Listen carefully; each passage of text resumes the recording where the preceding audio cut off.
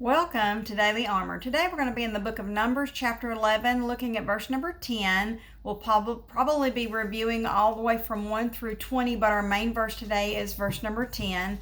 And I've been doing a study on the great grace of the Lord, the great power of the Lord, His great mercies, and I'm so thankful that His mercy endures forever, His great work. And we can speak so much more. But today we're going to have to look at some things that are not so pleasant to look at sometimes, and that's His great anger. And so as we look at His great anger, we see that in verse number 10, and then it's fully explained through verses 1 through 20. So let's look at verse number 10, and it says, "Then Moses heard the people weep throughout their families, every man in the door of his tent, and the anger of the Lord was kindled greatly. Moses also was displeased." Now we see here that all these families, the families throughout, like whatever has gotten everybody upset has gotten everybody upset, and everybody's they're weeping, and yet the Lord is angry about this, and He's not just a little bit angry about it, but He is angered. His anger has been kindled greatly, and so this is a great anger that the Lord is very, very upset. But let's look at verse number 1 and kind of go back to see kind of what's going on here. In Numbers chapter 11, it says, "And when the people complained, it displeased the Lord, and the Lord heard it." And I have to be very careful about my complaining, because I might have an issue here, an issue there, and I might even not really I might even not be trying to complain, but in my anxiety of everything, I come out, what proceeds out of my mouth seems to be a complaint. And instead of it being a complaint, I need to be like, this is what I'm praying about, and this is why that I need the Lord so badly, and this is why I depend on Him.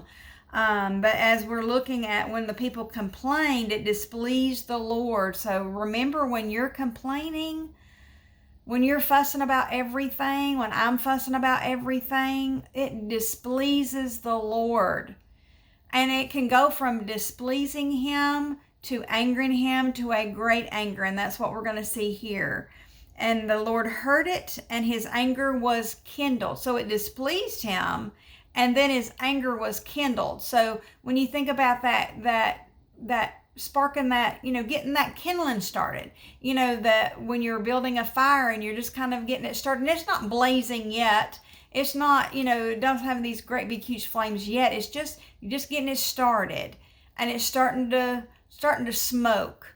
And, and this is the Lord. It goes from displeasing to anger is being kindled. "And the fire of the Lord burnt among them and consumed them that were in the uttermost parts of the temple." And so we see it go from displeasing to it's kindled to now this fire has actually overtaken some of them. Like He is upset.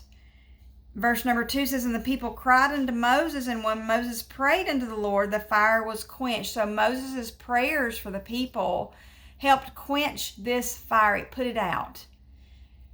It calmed everything down. The Lord wants to hear from us. He wants to hear from the man of God. And the result was the fire was quenched. "And he called the name of the place Taberah, because the fire of the Lord burnt among them. And the mixed multitude that was among them fell a-lusting." See, you hear that? The mixed multitude. We have to be careful who our friends are. We have to be careful of what we're listening to, what you're playing on the radio, what news you're watching, what is feeding this complaining that's going on. I have experienced so many times where everything was fine until somebody from the outside is looking and saying, "Well, why do you do it that way? Well, why wouldn't you do it this way? Well, why is that okay? Well, why is that not okay? Well, why can't we have this? Or why can't we have that? Well, why can't we do it like everybody else is doing it? Or like, well, they're doing this over here and they're doing that." It was fine 5 minutes ago, But all of a sudden, somebody else brings something up and it causes a problem. And it causes us to doubt. And it causes us to consider. That's what the enemy did to Eve. The enemy was like, oh, really? You can't eat of every fruit of the garden? And she's like, oh, no, we can eat of everything except for the one tree. And he's like, well, why not even the one tree? He's having her to consider. Like, it wasn't a problem before the enemy brought it up. And look at this. It wasn't a problem until the mixed multitude that was among them fell a-lusting, and the children of Israel also wept. Also, it wasn't a problem until somebody else brought it up. And they're like, well, we eat manna. And they're like, well, why do y'all eat manna? Well, why can't you have this or that? And well, this is what the Lord's provided. Well, why hasn't he provided this or that? And that's exactly what the enemy did to Eve. And that's what we have to be careful that's not done to us. The mixed multitude can give us trouble. And the children of Israel wept again. So here things got, he was displeased, and then anger was kindled. And then the fire was quenched, and everything was fine. And then the mixed multitude gets them all stirred up all over again. And here we go again. Who shall give us flesh to eat? And the children, see what it says here in verse 4. The children of Israel also wept again and said, who shall give us flesh to eat?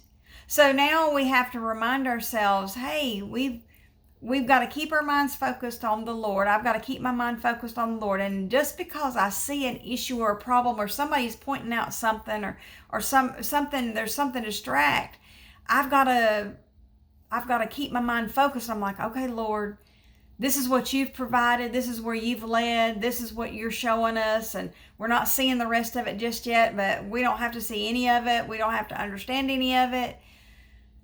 I'm not complaining. I'm looking for you, what you're going to do with it, Lord. And I'm wanting to not complain, but to consider what the Lord, always consider the Lord. And that's one of those issues that can give us trouble as well, is consider what the Lord has to say about it. And so they say, we remember the fish which we did eat in Egypt freely. They weren't free in Egypt.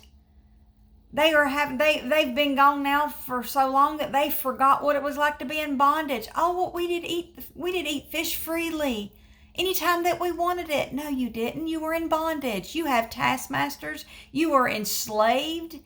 You didn't eat fish anytime you wanted it. You weren't free. You were in bondage. We have to remind ourselves we used to be in bondage, and the Lord may have a different way for us to do things now. And if we start remembering the way it used to be, he's going to say, you weren't free then. I have freed you from that. We're not going back. We're going forward. The Lord's saying, he had somewhere he was taking the people. He was taking them to the promised land, to a land that was flowing with milk and honey. They had this manna from heaven. God had provided exactly what they were going to need for their journey. And then he had so much in store for them once they were going to get to where he was taking them. A land flowing with milk and honey. An abundance of crops, an abundance of grass for the animals, abundance of flowers and things for these bees, and just there was just going to be so much that he was taking them to, but he was giving them what they needed for their journey, and what he has provided, whatever he has provided, it's what we need for our journey, and it's for our learning, for our growing, for our nurturing, and ultimately it's a gift from the Father, and we shouldn't refuse it, and we shouldn't complain about it. And whatever he's provided, it's enough. It's sufficient. It's more than sufficient. And it's going to take us to where he's taking us. It's going to take us to where we need to go. So they're remembering. They're kind of remembering incorrectly. We remember the fish which we did eat in Egypt freely, the cucumbers and the melons and the leeks and the onions and the garlic. They're remembering all this stuff, and they weren't free to eat all of it. Probably as they grew it, the enemy would come and take it. They would have trouble even finding time to enjoy it because they were out here working and laying stone and And they were in hard taskmasters. They weren't free. They were in bondage. They were in bondage. They didn't do any of it free or freely. But verse number 6, but now our soul is dried away. There is nothing at all. We don't have anything, Lord. We don't have anything out here. They were fine until this mixed multitude. They were fine. And then now they're complaining again. And we have to be so careful that we're not complaining again. I want to stop my complaining. I don't want to complain. I don't want to come off as harsh and brass and as if the Lord's not going to provide. The Lord is providing. Now, I may be overwhelmed by circumstances sometimes, but I'm trying my best to say, hey, quit getting so excited. Quit letting your anxiety rule. My anxiety doesn't need to rule me. And it doesn't need to cause me to complain. But now our soul is dried away. There's nothing at all besides this manna before our eyes. They had what they needed right there. They were looking at what they needed. They were looking at what God had provided. And they were saying, nothing but this old manna. That's terrible. And we don't need it. We have to be careful. We can do that. Well, all I've got to work with is this. All I've got is this house, this car. This is what's in my checking account. It's not very much. But this is what the Lord's provided. I've got nothing at all but $100. Well, somebody next to you might not have but $10. The person next to that person might not have but $1. And the person that's got the dollar may not have but a penny. Not but one penny to their name. I've been there. I've been down to where we didn't have but about $3 in the checking account. And I didn't know how we were going to feed the children. And we didn't have anything much to pick from. And I done went through making like different combinations with whatever we had. And we didn't have soap. We were taking shampoo and watering it down to try to bathe with. And we got really, really, really, really bad. But I was feeling grateful and thankful in the midst of that we had $3, and I didn't know how the Lord was provide, and we were like, okay, well, I'll take a little of this and I'll take all of that, and we'll just try this recipe and we'll see if we can come up with something. And somebody pulls in my driveway. And you know what they got? They got a whole pile of groceries. And you know what was in those groceries? About a 6-pack of bars of soap. Do you know what I got excited about? I got excited about the Lord sent me soap. Had I run out? I hadn't run out. I had some shampoo and we were watering it down, and I was like telling the boys, I'm like, just put some water in the shampoo. Mom, we're out of soap. Just put some water in the shampoo. You'll be fine. You'll get clean. Scrub up. We'll make it last longer. Just water it down. We'll make it last a little longer. And you know what pulled in my driveway? A car that had groceries in it. And they opened up, they were helping me bring the stuff in, and they opened up and they saw cabinets that barely had a box or two in it. I had a can of this and a box of that, and I didn't have much, and they broke down crying. And I was rejoicing, because when I opened up that bag of soap, I was rejoicing. God had provided. He will provide, and He will provide what we need when we need it. And if He's provided us with manna from heaven, oh my goodness, that's exactly what's needed. And you know what the manna from heaven represents? It represents Jesus, and He's provided Jesus. And sometimes people think, well, He's provided Jesus, but no, there's no Jesus but. It's just Jesus. We just need Jesus. And we don't need to complain, and we don't need to listen to the mixed multitude. We don't need to listen to the enemy that's saying, oh, but he's holding back on you. No, he's not. The Lord has never held back on us. He has given us His best. He gave us His Son, and His Son's name is Jesus. and we don't need to complain, and we don't need to listen to the enemy, and we don't need to listen to the mixed multitude, and we don't need to listen to all this other stuff that's out there. We need to listen to what thus saith the Lord and keep our focus right on Him, and not be like the Israelites that were complaining, and not be like the multitude that was trying to point out all these things that we were missing, or even like looking back and thinking that we're missing out. The Lord has removed some things from my life. One of those things that He's removed from my life, and He did that 2.5 years ago, is He's removed sugar. He does not want this for me. And if I wanted to look back at, I used to could have chocolate cake, and I used to could have vanilla ice cream, and I used to could have this, and I used to could have that. That's not what He wants me to look at. He wants me to look at what I no longer have. I no longer wake up barely getting out of the bed. My joints were hurting me so bad I could barely lift my right leg up to put on my undergarments and my pants or my skirt or whatever. I could barely function because it was causing me such inflammation, and I didn't know it until God said, I want you to remove that. I want you to remove that. I don't want that to be a part of your life anymore.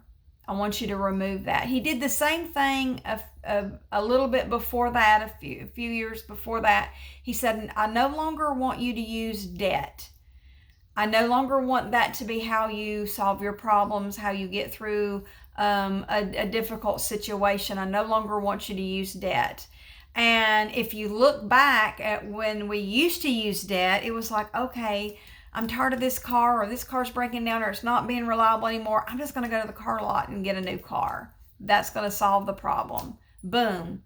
You got this brand new car, and you're just enjoying it until you realize, gosh, I got to pay for this thing for the next 5 years or 3 years or whatever, however many years that you finance it for. And then you don't realize, hey, I'm in bondage. That's bondage.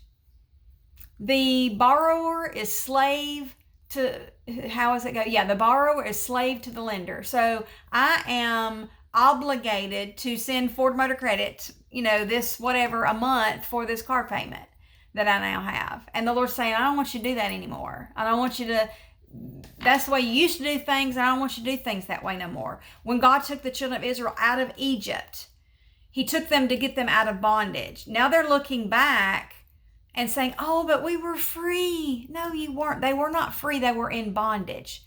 They were slaves. They had taskmasters. They were beaten. They were abused. They were killed. They were in bondage. And the Lord taught us that don't go back to that. That's not how you're going to get through difficulties. And then a few years after that, we had these circumstances that seemed like we were going to have to go back into debt to get through. We had some difficult storms, and the roof you could literally look down from the roof of our house down into the house. So we're seeing, all of this wood is being exposed. We're exposed. The roof is coming off. We had some money in savings, but so then our first thing was, okay, we have some money in savings.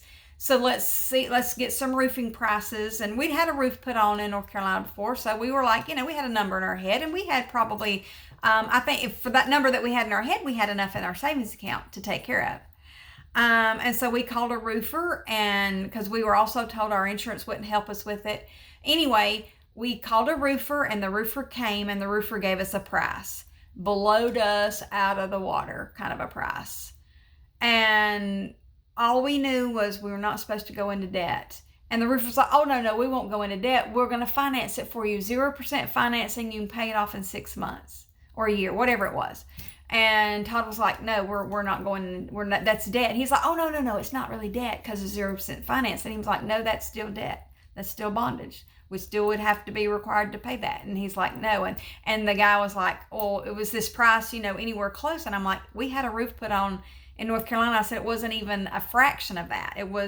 I said it was a metal roof. Oh, do you want a metal roof? That'll be $30,000 if you want I said, no, I don't want a metal roof. I said, we had a metal roof put on in North Carolina, and it was like, we spent like $6,500, and the house was bigger, and we're just like, we're in shock.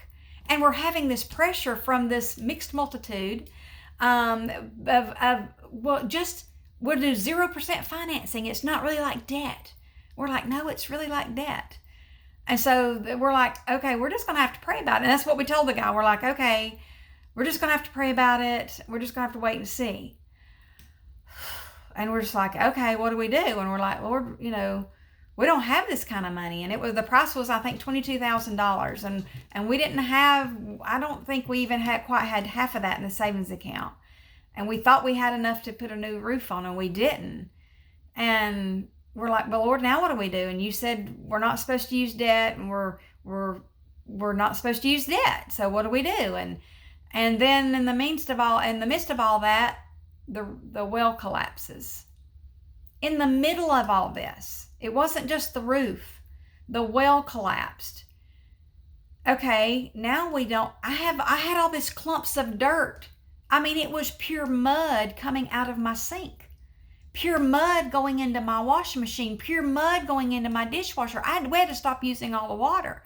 The hot water heater is filled up with dirt. Everything had all this sand. It was so nasty. And everything changed. And we didn't have enough money for a roof. We certainly don't have enough money for a roof and a well. And we don't panic. And we're praying to the Lord, and we're asking the Lord. And Todd tells the guys at church, have y'all ever had trouble with the well? Like, is there something we're thinking it's fixable. We're thinking, okay, we gotta get the well fixed. So we call the well guy, and he's like, okay, he says, the first well guy says, you're out of water. We're out of water? We're dry? We weren't dry. We have plenty of water on this property. I'm telling you, we got plenty of water on this property. It's plenty of water. But what really had happened, so that was the first guy we called. So then we have another guy, and they're like, okay, we can blast it. You're not dry. There's plenty of water. It's just caved in. So like the metal shaft that goes down, over time it will deteriorate, and then it caused the sand, because we live in Florida, it's a sandy soil, and it doesn't pack like it does at home where it's full of clay and it's hard as a rock. And your well, it'll last for years, but down here it lasts about 25 years, and our home was 25 years old.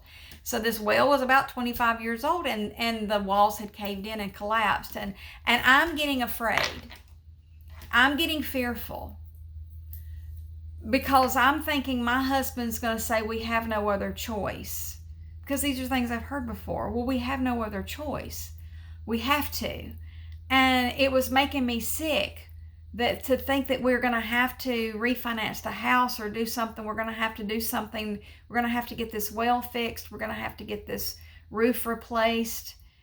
And you know what my husband said? He said, if I have to put a tarp on the roof, if we have to run water hoses from the kids' houses, he says, we're not going into debt. And I don't know how, I cannot explain the relief that I had when my husband said, the Lord's going to help us. The Lord's going to take care of it. We don't know how, we don't know when. And we had to do a lot of waiting. We had no water for 6 weeks. We had to do a lot of waiting, and the truck tore up. And we had like 2 vehicles, we're down to 2 vehicles. The truck tore up. I don't even remember what was wrong with it. It seemed like it was like $1,000 or $2,000 fix. So it was a pretty hefty fix. So it just added to all of this going on in the midst of it. And then in the midst of all that, you've got that the hot water heater is about ruined. The dishwasher got ruined. The salt system that we had the water, all of the filtration system everything is ruined. And so this is just getting bigger and bigger and bigger and bigger. But God provided. God provided. It took a while, but God provided. You know what we found out? The insurance did help us. And we did have to pay a deductible, but we didn't have to pay $20,000. We had to pay a $700, $800 deductible or whatever it was. And the well did have to be replaced. We had to have a whole new well. But God provided. Out of the blue, God sent it. Out of the blue, he sent it. We tithed on it, and there was enough to have the roof replaced, to have the well, brand new well. We got had to get new water filter, had to get the new everything. Now we left the dishwasher. We just didn't have a dishwasher for a while. We had to get the hot water heater replaced. So then we got we've like waited a little bit. We got the truck fixed. God provided, and we did not go into any debt. Now, we didn't get to pay on, we were making like extra payments on the house, and we had to stop kind of all that for a little while, and we were putting money in investments. We had to stop all that for a little while so that we could, do what we needed to do with what God had sent. But God had provided, and we come out of there rejoicing and not complaining in the midst of it either. And so now when we come to another roadblock and another roadblock, we're like, Lord, we don't know how you're going to provide, but we've seen you do it in the past, and we're counting on you to do it, because we don't want, if we would have went back to doing it the way that we were told not to do it, which was, Lord said, I don't want you to use debt anymore.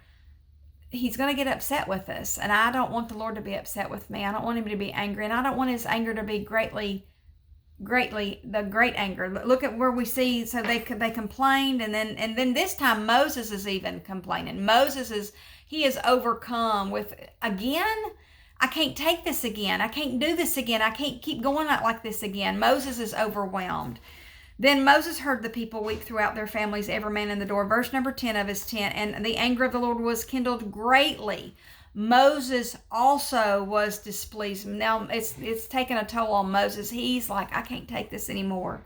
Moses said unto the Lord, wherefore hast thou afflicted thy servant? He said, Lord, I can't take this anymore. I can't take this people anymore. I can't go through this again, Lord. This is wearing me out, Lord. What have you done to me, Lord, with this people? You know what he does? He gives them what they want.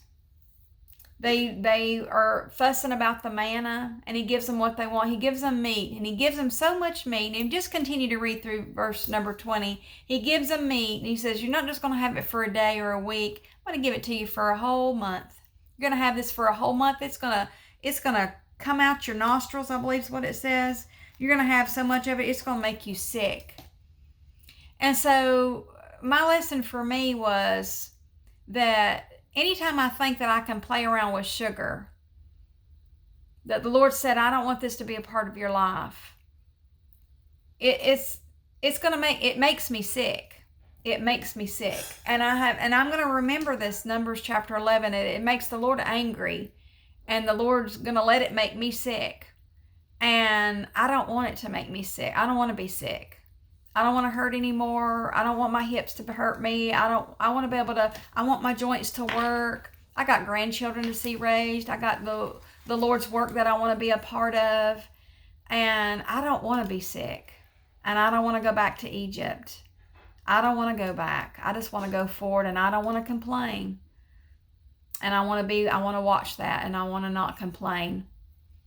So I thank the Lord for what he's doing, for what he's going to do. And when we come to an obstacle, help us to not complain, but wait to see what the Lord does. Thank you for joining me. I look forward to seeing you again soon.